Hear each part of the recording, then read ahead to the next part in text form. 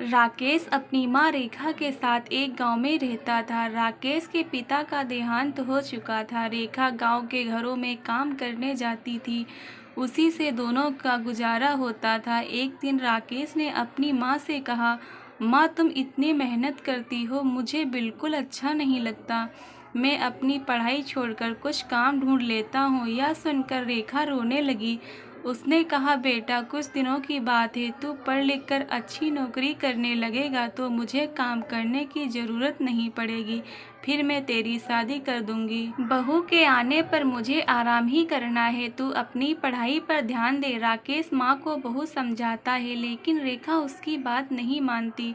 उसे उम्मीद थी कि राकेश पढ़ लिख कर बड़ा आदमी बन जाएगा। इसी तरह कुछ साल बीत गए। राकेश की पढ़ाई पूरी हो गई, उसे नौकरी भी मिल गई। एक दिन राकेश घर गया और उसने अपनी माँ से कहा, माँ अब मैं तुम्हें अब काम पर जाने की कोई ज़रूरत नहीं, मेरी बहुत अच्छी नौकरी लग गई है, अब तुम आराम करो। माँ रेखा उसकी बात मानकर काम छोड़ देती है। कुछ दिन बाद राकेश के लिए एक बड़े घर से रिश्ता आया। रेखा बहुत खुश हुई, उसने खुशी खुशी राकेश का विवाह कर दिया।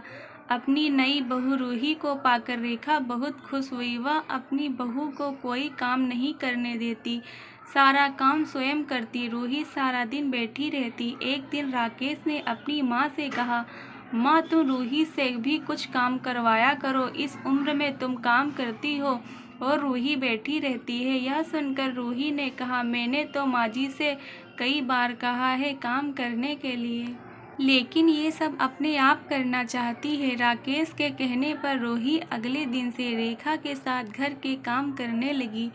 कुछ दिन बाद रेखा की तबीयत खराब रहने लगी। अब सारा काम रूही को करना पड़ता था। कुछ दिन बाद रूही का स्वभाव बदलने लगा। अब रेखा से बात नहीं करती थी। एक दिन रेखा ने पूछा, बहू क्या बात है, तू मेरे से बात नहीं करती? तब रूही ने कहा, आपको पता है मैं कितने बड़े घर से आई हूँ और कितनी पढ़ी लिखी हूँ, तुम लोगों ने मुझे नौकरानी बना दिया। यह सुनकर रेखा ने कहा, बहू कुछ दिन की बात है, मैं ठीक हो जाऊंगी, उसके बाद मैं सारा काम कर लूंगी।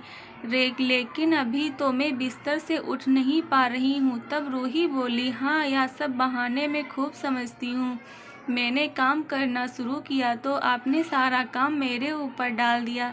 यह कहकर रूही अपने कमरे में चली गई। उस दिन उसने खाना भी नहीं बनाया। शाम को जब राकेश घर आया तब रूही ने कहा, सुनो जी मैं इतना काम नहीं कर सकती, इसीलिए मैं अपने पिता के घर जा रही हूँ।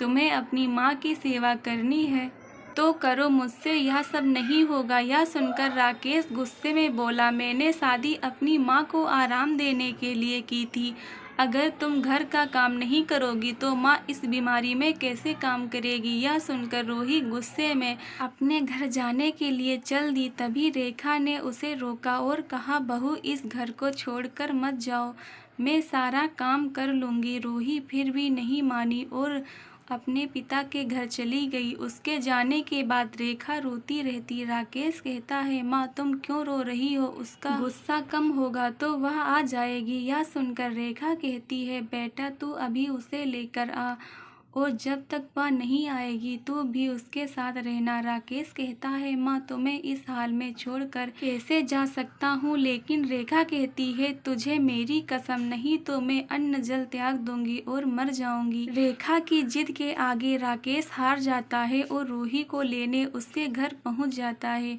रूही उससे कहती है, हम अलग घर लेकर रहते हैं, तुम अपनी माँ को हर महीने कुछ पैसे भेज देना। राकेश बेमन उसकी बात मान लेता है और रूही के साथ अलग मकान में रहने लगता है। उधर रेखा अकेली रह जाती है। वह अकेले में बैठी बैठी अपने राकेश को याद करके रोती है। एक दिन रेखा के घर पर कोई दरवाज़ा खटखटाता है। रेखा दरवाज़ा खोलती है तो देखती है सामने रूही का भाई रामू अपनी पत्नी के साथ खड़ा था। वे दोनों अंदर आकर रेखा से पूछते हैं, माँ जी दीदी कहाँ है? रेखा उसे सारी बात बता देती है। यह सुनकर रामू कहता है, माँ जी मैं सोच भी नहीं सकता था मेरी बहन ऐसा करेगी। मैं तो अपनी पत्नी के साथ शहर में रहता हूँ, आज दीदी से मिलने का मन हुआ तो यहाँ चला आया और इतनी बड़ी बात मेरे माता पिता ने भी मुझे नहीं बताई। यह कहकर वह चला जाता है। कुछ दिन बाद रूही अपने पिता के घर जाती है। वहाँ उसे रामू और उसकी पत्नी मिलते हैं। रूही अपने भाई भाभी को देखकर बहुत खुश हो जाती है और कहती है, भैया आप कब आए, मुझसे मिलने क्यों नहीं आए, और माँ पिताजी कहाँ हैं? तब रामू ने कहा, मेरी पत्नी माँ पिताजी के साथ नहीं रहना चाहती, इसीलिए मैंने उन दोनों को घर से निकाल दिया, और तू भी अब कभी यहाँ मत आना। यह सुनकर रूही के होश उड़ जाते हैं और वह रोने लगती है और कहती है, भैया आप मुझे इतना प्यार करते थे, अब कैसी बातें कर रहे हो? यह इस उम्र में माँ पिताजी कहाँ जाएंगे? आप उनके साथ ऐसा कैसे कर सकते हैं? तब रामू कहता है, जब तू अपनी सास के साथ ऐसा कर सकती है तो मैं क्यों नहीं कर सकता? मैं भी तो तेरा भाई हूँ। यह सुनकर रूही को अपने किए पर बहुत पछतावा होता है।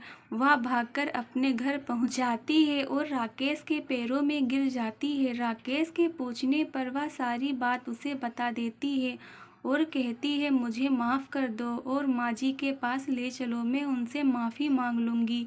मेरे किए की सज़ा मेरे माता पिता को भी भुगतनी पड़ रही है, जाने वे कैसे हाल में होंगे। राकेश रूही को लेकर अपने घर पहुंच जाता है।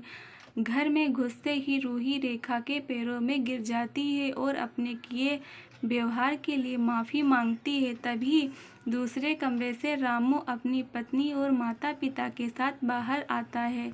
उन्हें देखकर रूही रोने लगती है। तब रामू उसे बताता है, उसने माता पिता को छुपा दिया था ताकि तुझे तेरी गलती का एहसास हो सके। रामू के माता पिता भी रेखा से माफ़ी मांगते हैं। इस तरह तीनों खुशी खुशी रहने लगते हैं। दोस्तों, कहानी अच्छी लगी हो तो चैनल को सब्सक्राइब, लाइक, कमेंट, शेयर करना ना भूलें। धन्यवाद।